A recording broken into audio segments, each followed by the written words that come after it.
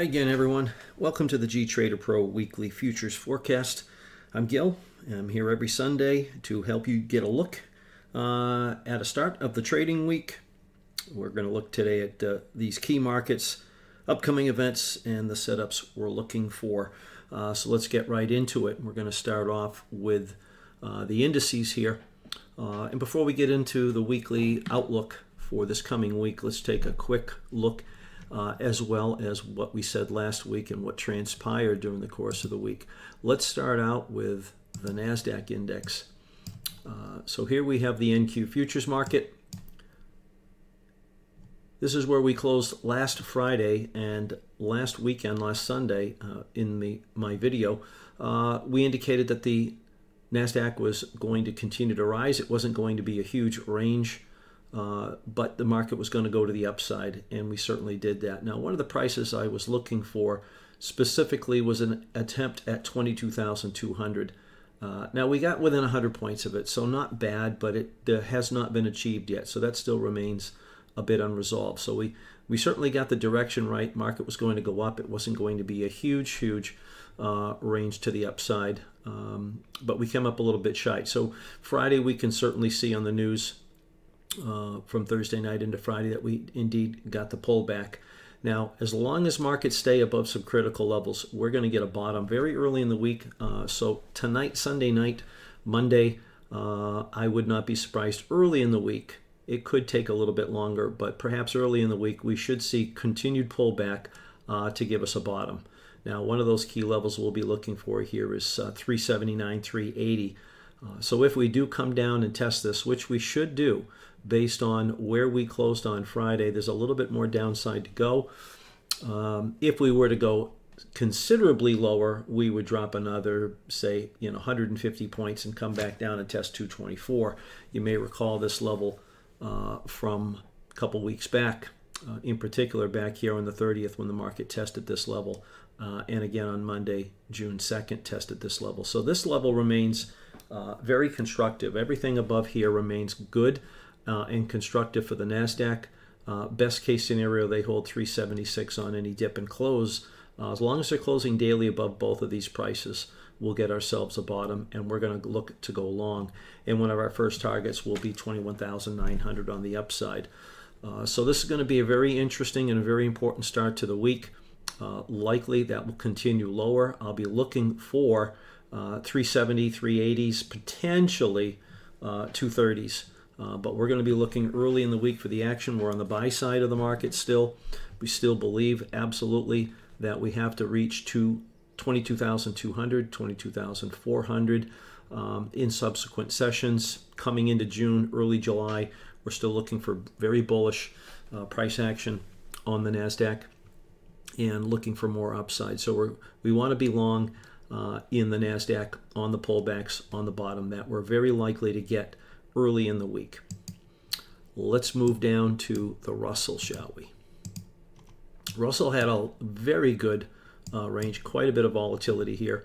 And again, as we started out last weekend, I indicated that they would at least attempt 2163, which they did.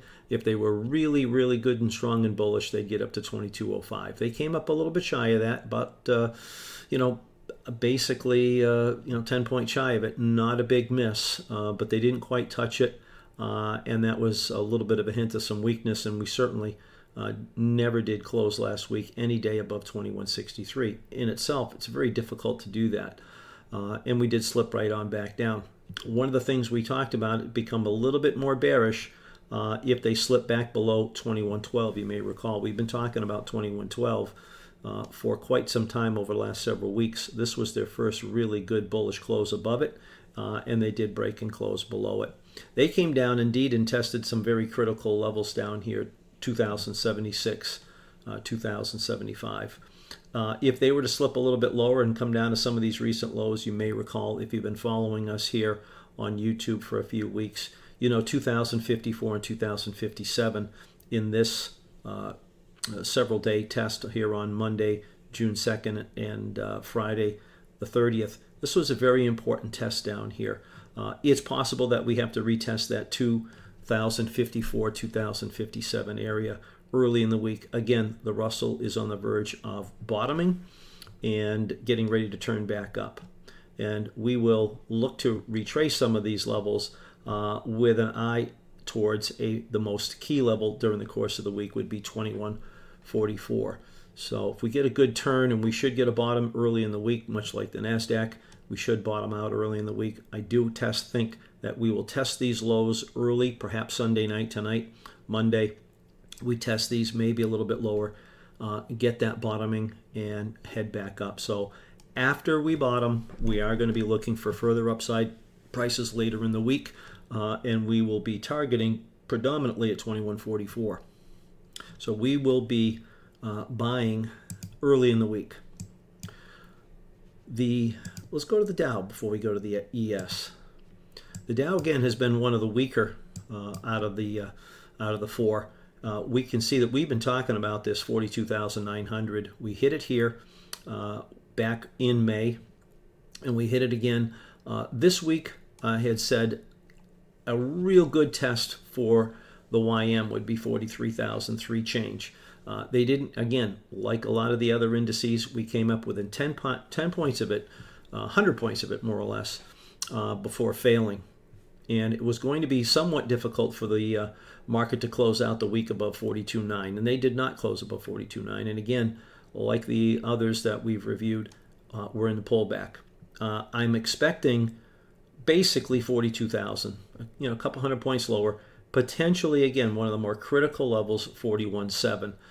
Again, we talked about this level several weeks back, and they handled it fairly well. In particular, on Tuesday, the 27th, they did quite well.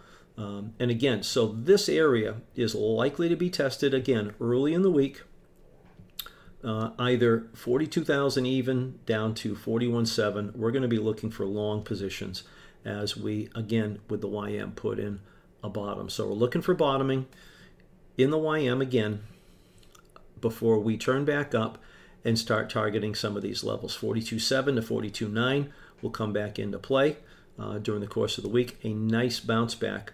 We will be targeting these levels. We have certainly not taken these off of our radar. These are likely, as I said, could have been achieved, but we're likely going to wait until later in June into early July before we're up at some of these higher levels. So a pullback in the YM is likely to continue early in the week before we then bottom and start to turn back up. This is what we'll be looking for there. ES, exactly in the same position. Now, last week we closed very well, and I said again, don't look for a huge move to the upside, but they will absolutely retest 6,029, which they did. And I said in particular, it's very difficult to close out the week above 6,029. They had a chance at testing 6,082. And again, like the others, they did a really good job. They came up about 6 or 7, 8 points shy of this price. So we got the direction right. We got very close to the upside target. And again, it was unexpected to close the week out above 6,029. They did not. They pulled back. As with the others, I'm looking for perhaps a retest of these lows or a little bit lower. I'm thinking between tonight and Monday, we've got a 59.20 level, just below 59.29, the low that they put in here on right around about 10 points below the low that we put in on Friday, Thursday morning, if you will, during Globex. And there or a little bit lower, again, we're going to be looking for a bottom out of the ES and a turn and heading back up. And once again, we will be using 59.74 on the bounce back up, and 6,029 once again will become an important upside target. Only if we close below 58.71. So we've got a long way to go down before we are at a more important breaking point. So we could actually suffer another 100-point decline. We're still constructive. We'll still be bullish. But we're looking for bottoming again in the ES, as with the other three. We're looking for bottoming this week, a retest, and a little bit lower early in the week. So we're short term, if you will, for a day or two bearish. Perhaps into midweek at the latest. We're looking for pullbacks. We're looking for bottoming this week. And then we'll turn more bullish once again and look to be long. So we're going to kick off the week in the indices, slightly bearish, looking for more downside to complete early in the week, perhaps midweek at the latest, before the market then bottoms and starts to turn back up. So there's your forecast on the indices. Let's move over to gold and crude. Great calls last week in these markets. And let's start with gold here. Gold has done incredibly well. This is where we closed last Friday, and we said if they could come down lower, they would test basically 3,300. They made an attempt at it and came up about 12 points shy. That's a sign of strength.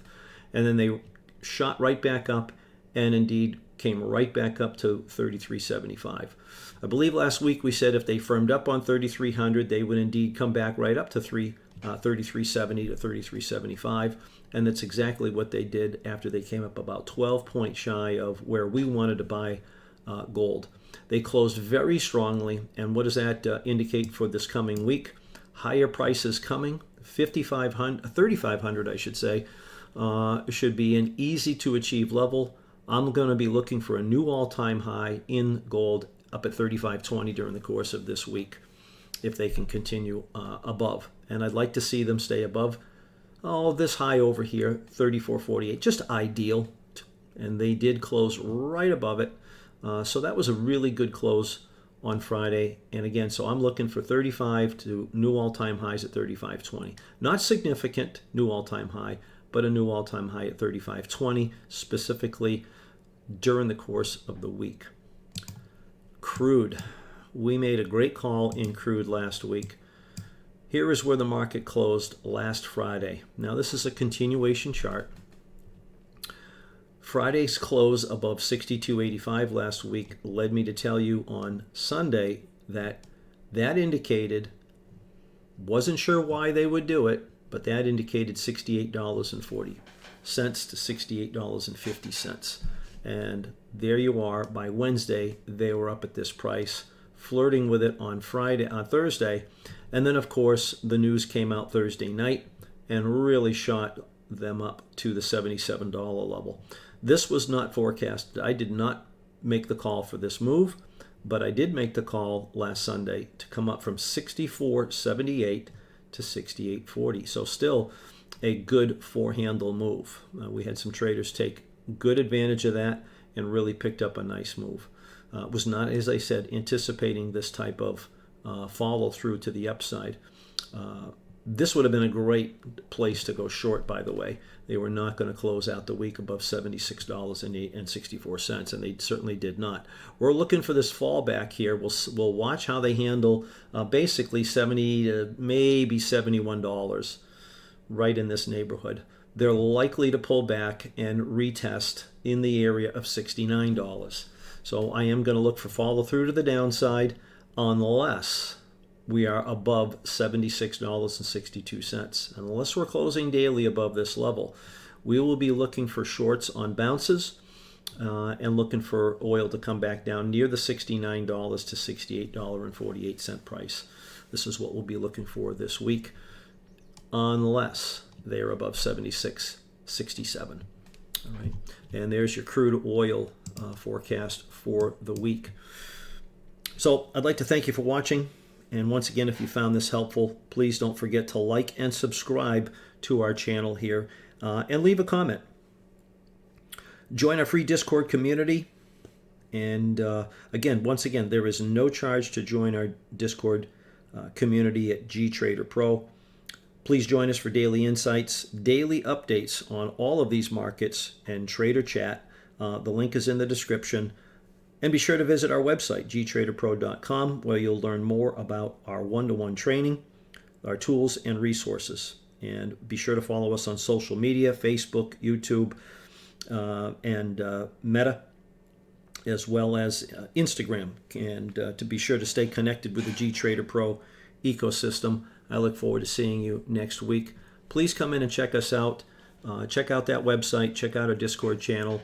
And feel free to take a trial of our live trading room where we keep our traders abreast of all these updates on a daily basis. Again, thanks for watching. Look forward to seeing you here again.